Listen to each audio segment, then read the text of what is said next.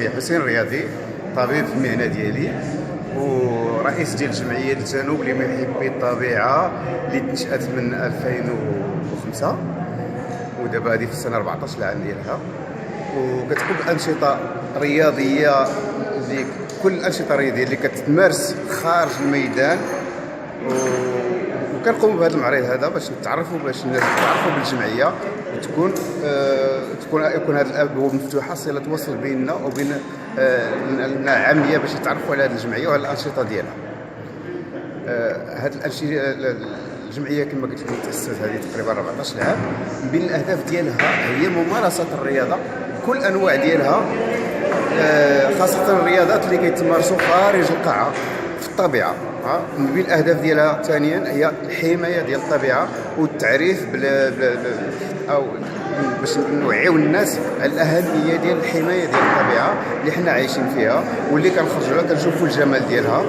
ومن بين الاهداف عاوتاني هو ان خصنا نخرجوا هاد الشباب ديالنا اللي كيدوزوا الاوقات ديالهم في المسائل اللي هي تافهه باش يخرجوا على الطبيعه، باش يكتشفوا هذه الطبيعه، يكتشفوا الجماليه ديال هذه الطبيعه، خاصه ان المنطقه ديالنا ديال سوس مسا كتزخر بواحد الطبيعه خلابه من داك الشرفيه اللي مع الاسف اغلبيه ما كيعرفهاش، لان ما كلشي كيتجه لجهه الشاطئ. ولكن كاين في لاغيابي ديالنا كاين واحد الطبيعه خلابه اللي كتسنى غير ان الانسان يكتشفها. من الانشطه ديال الجمعيه كاين الدراجات الهوائيه، المشي على الاقدام، استكشاف المغارات، التسلق على الجبال، وكل الرياضات المائيه.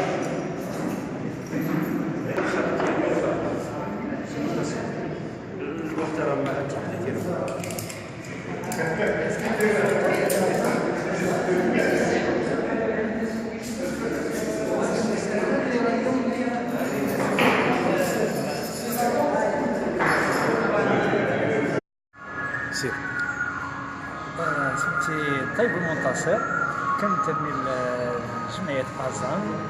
أنا مستخدم بقطاع الاتصالات بأكادير.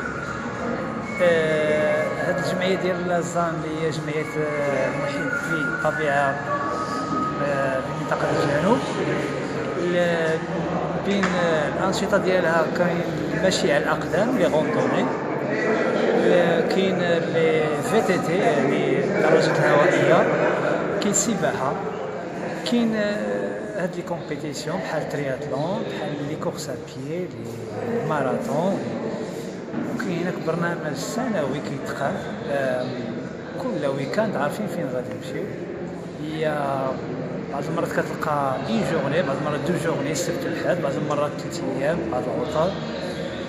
وهاد الرياضه هادي كان انا شخصيا لقيت فيها راحتي، راحه نفسيه اكثر من صحيه، لانه استرخاء النفس، وخاصه بعد العمل الاسبوعي في يوم الاحد كتمشي كتجي كتشدد عاوتاني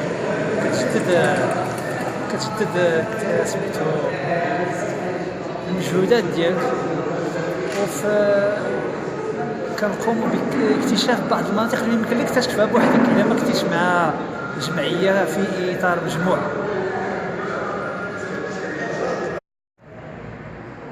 مرحبا استاذ حسين بولوطاق، استاذ التواصل بجامعه النزوع. احنا الان متواجدين في المعرض ديال الابواب المفتوحه اللي تابع لجمعيه الجنوب لمحبي الطبيعه. الهدف من هذا المعرض التعريف بالجمعيه، استقطاب المزيد من هواة هذه الانواع الرياضيه المتعلقه بالطبيعه، اللي من الاساسيات ديالها حمايه اولا حمايه الطبيعه، الاستمتاع والاختلاء جميع المظاهر الطبيعيه اللي كتواجد في المنطقه ديالنا، اللي اغلبيه الناس المنطقه ما فراسهمش. يعني راه يكفي انك تخرج 15 دقيقه على المدينه وكتلقى مناظر خلابه جدا. يعني والجمعيه ديال محبي الطبيعه عندها واحد الهاجس، هو ان استقطاب المزيد من هو ديال هاد الانواع الرياضيه، المشي في الجبال. هناك الفي تي تي، ممارسه رياضه الدراجات، التسلق في الجبال، انشطه متعلقه بالاطفال والعائلات، وكذلك هناك هواة الصور كيلقاو الضاله ديالهم في الممارسه ديال هذه الرياضه. يعني ابواب مفتوحه بيان سور الهدف ديالها هو تنشيط المجال السياحي بيولوجي ايكولوجيك ريسبكتيو دو لونفيرونمون اللي كيحترم البيئه، وميم طون كتعطي مجال ديال الهوايه للناس اللي عندهم هاجس ديال ممارسه الطبيعه.